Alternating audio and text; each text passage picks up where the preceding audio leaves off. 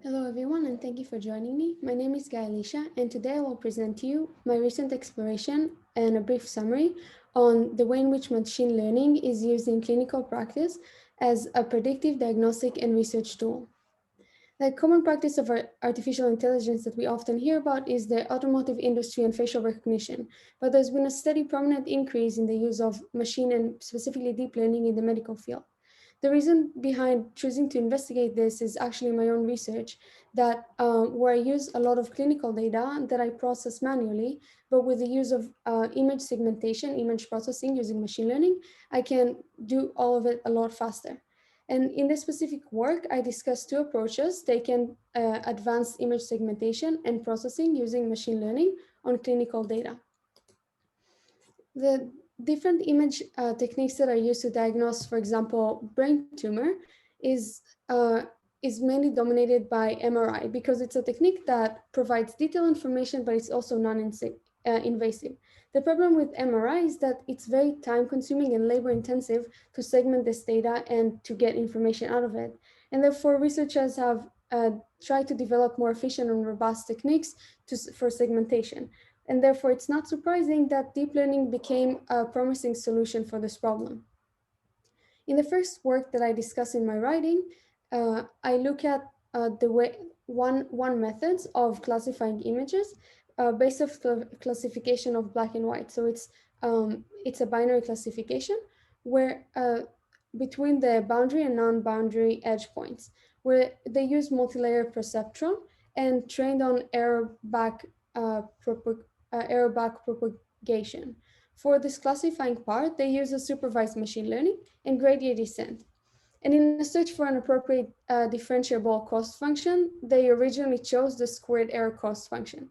But then they quickly realized that a refined loss function is desired, where they chose a similar function, but the difference was that the derivative of the cost function depends on the performance of the network of all the examples rather than training it on the current example only.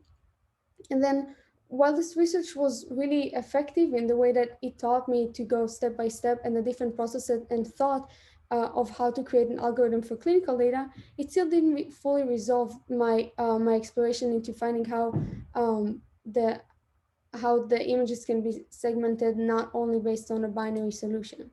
So in a search for an alternative, I encountered Davis' work where he uses a patch centered on the specific pixel to predict the class of the pixel.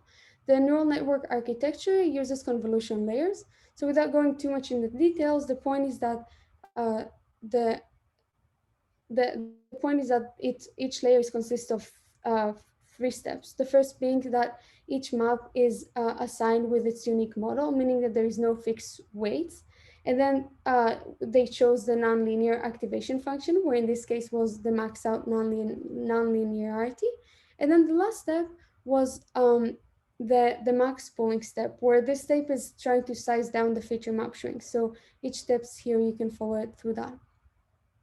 This I felt was very usable deliverable of this research because it provided an automatic algorithm that for brain tumor segmentation. And specifically, the main output and lesson that I took for my research is the advantage of convolutional neural network over other approaches, which I will use in my own research. The problem is that both approaches that I discuss lack this crystal clarity. They lack this last step that can help it be used in clinical data. First of all, there is not enough data to train the model. In order to have a refined machine learning model, you have to have a lot of data to train on. And second, that it's not fully resolved. Maybe it can segment some data, but it's not trained or it's not in a way smart enough to be able to make a diagnosis by itself. Going forward, from all of this conclusion, I really learned how to um, choose my own steps, how to use my own cost function, and how to refine it to my own purposes, as well as to choose convolutional neural network for my practices in the future. Thank you very much for your time.